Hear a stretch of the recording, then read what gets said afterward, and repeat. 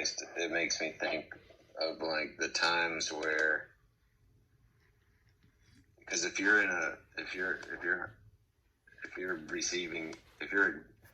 when you're in that place and you're connected and your heart is open and God is filling you. There's time, and I've talked about how there's times where I'm just so at one with God. Yeah. And then 5 seconds later, my mind could drift and I go down a rabbit hole of, and I get pulled into the direction of worldly pressure or worry or fear or whatever. But if you, and I've mentioned how badly I just would love to have that feeling all the time. Perpetually. Yeah, that's kind of what makes me think, like, have that feel, so live your life with that, and just imagining, like, it's like the fleeting, like, it comes and then I've got it, and then I go out the door and the world is there that starts, consuming. But he said he's going to be there too, right? Yeah. So that's part of our encouragement, that he's there with us. And he's out there ahead of us. So the world that we're walking into, he's already there. Mark Hall sings a song like that. He's already there. So even though those pressures and temptations come our way, we can rest and keep walking in the fact that he's already there. He's out there ahead of us.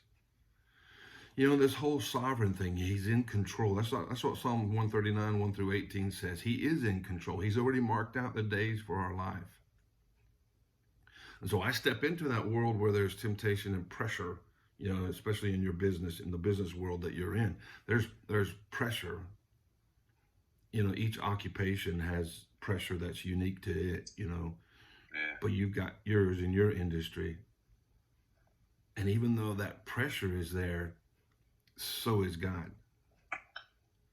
1 John 4, greater is he that's in me than he that's out there giving me pressure, greater than he that's in the world.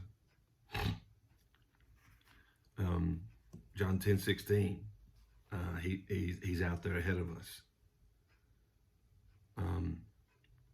Ephesians 3:20. No, I'm in Colossians.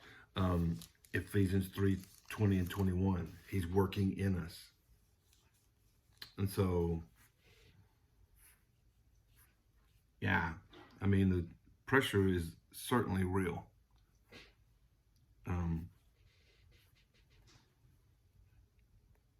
But so is his presence. And and I was listening to a podcast this week and talking about this a little bit, and so what helps us overcome that? What helps us persevere and push through and be successful in our walking with Jesus? And I knew what I thought the answer was, and I was hoping these really super smart people were going to say what I was thinking, which wouldn't necessarily mean I'm super smart. I just listened to them. But they said the thing that helps us push through is the truth. The thing that God's word and the Christian worldview is objectively true. It is the most compelling, right? And that's our word.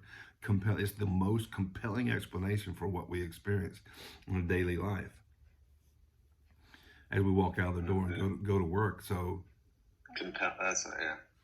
And then you had asked, how do you know That would be the answer. Compelled.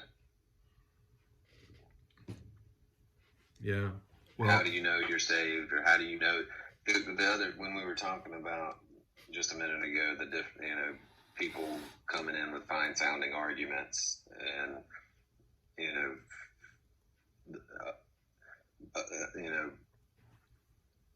other gospels, or other thing, other teachings. I've heard the question, well, how do you know which one's truth? I mean, how do you know which one's right? Right. But so what about somebody that feels compelled with something else? Well, or what would if you're compelled with or by something, is not the very fact, or the fact that you are compelled by it doesn't mean that it's true. Right. I mean, look at Islam. Those guys flew those airplanes into the Twin Towers. They were compelled. Yeah. They were compelled. Highly motivated, for crying out loud. Right? So what would be a reasonable reply? Well, you could ask that question that I just well, I didn't really ask a question, but you could make that point right there. Those guys were compelled. Well, yeah, but when somebody's like, well, how do you know what's true? How do we know what is objective? Let's qualify it a little better, a little sharper, a little more narrow. What is objectively true? What is subjective? It has to do with my feelings. Yeah. So how do you get to a proof of objective truth? Is it general? Is it the? Well, the definition of our Christian apologetic definition of what is true is that which we experience on a regular daily basis. So the simple answer is, like gravity, right? Heat, those physics and science things. But then what about the Bible? Well, we know through thorough study and looking at the objections critically. Do we have reasonable explanations, plausible explanations for why we believe the Bible is true? And those reasonable, not unreasonable, but that's a reasonable explanation. That's a plausible explanation. Become compelling, and so we're driven by objective, not subjective. Evidence, overwhelming evidence that the Bible is true. And then the same is true in the area of theology. We can't even prove that God exists, but there's a lot of good questions to ask that give me what is eventually compelling reasons to believe that God exists. So I don't know if that helps answer your question. Yeah.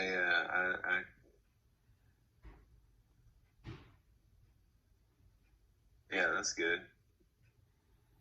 See, there's no silver bullet. I guess we could. I would, depending on what the question was, I could argue that Jesus is the silver bullet, that the one thing, he died and then rose again. The one silver bullet of Christianity is his resurrection. Yeah, that's the debate. There's no debate over his death. At this point, there's no debate over him. He was a he was a real living human, at least on the earth. There are actually those who don't believe he lived, and they're way out on the fringe, of craziness. And yeah, but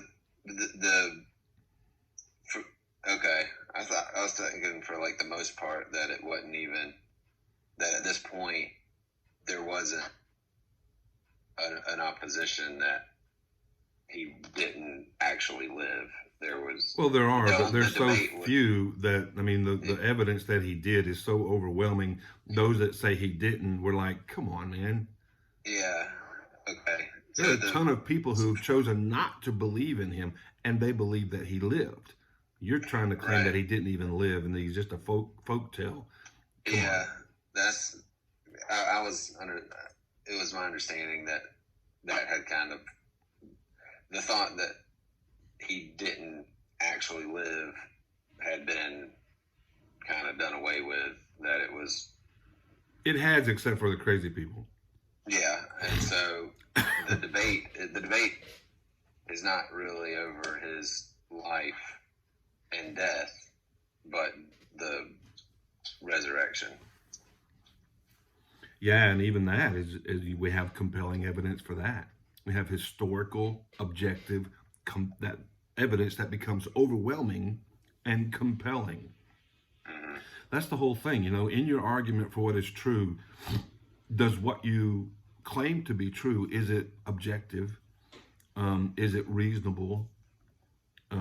Does it ultimately become compelling? Does it compel me to choose? I have to choose this because I can't ignore it. Yeah, and then I guess kind of the direction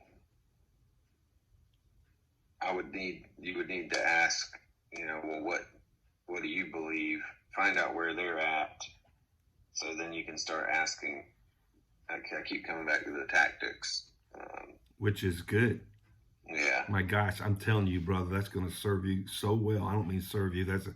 But it is. It's going to help you so much for the rest of your life, being able to identify a premise and then ask a question about that premise. So you say you believe this. Well, now, why do you believe that? And then have them defend what they believe in a reasonable, compelling way. That's not asking too much. Yeah. I mean, they might not be able to do it, but it's not asking too much. And it's not bigoted or homophobic to ask a reasonable question, for crying out loud. Right? And that's what we do. We ask a reasonable question about things and just have them. So just to assert something does not prove that it's true. Just to make a claim is not evidence that it's true, even no matter how loud you shout, right, or how angry you are. It doesn't make what you're asserting true. So they have to defend what they're claiming to be true. They have to defend that with reasonable explanations. Listen, that's true in finance. I mean, and I always use these two illustrations because it's so true. We live it every day until it comes to our theology. You don't just assert. I mean, if we were going to invest money in something, we wouldn't. If somebody says, "Hey, go invest in this thing right here," if you like your money and you worked hard for it, you're going to ask questions about the return. You're going to ask questions about whether or not it's a solid investment. I mean, all you got to do right now is look at what's going on in the news today, right? With all this crypto investment.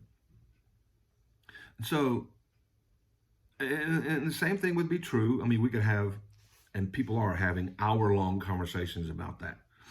But the same thing is true with your medications.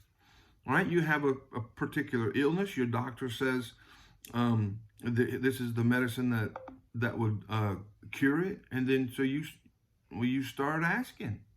You ask a reasonable. It's not offensive to ask a question about a financial investment, the return on the financial investment, or the strength and accuracy of a prescription your doctor's given you. It's not homophobic to ask those questions. It's not prejudiced or bigoted to ask questions about an investment or about your health. But when it comes to things of God and morality, you can't ask a question without being accused of being a homophobic bigot. And so there's a glaring inconsistency when they say you can't ask questions about morality, but they can't see it. They can't see it because in part they're just so full of anger and rage. They can't see it because they're so bent on being right and having there's just so many reasons why you can't see things. I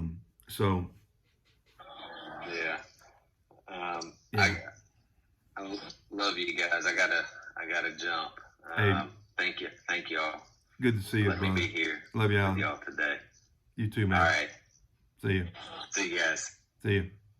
Hey, Dave, I know you got some stuff going on too. Me and Jenna gotta go take care of some things. So Okay. good seeing you, man. Yeah, sorry I was busy, but I just. Hey, it's good, man. You listened in, you nodded, you were in it. All right, man. Love you, brother. See you. See you. All right.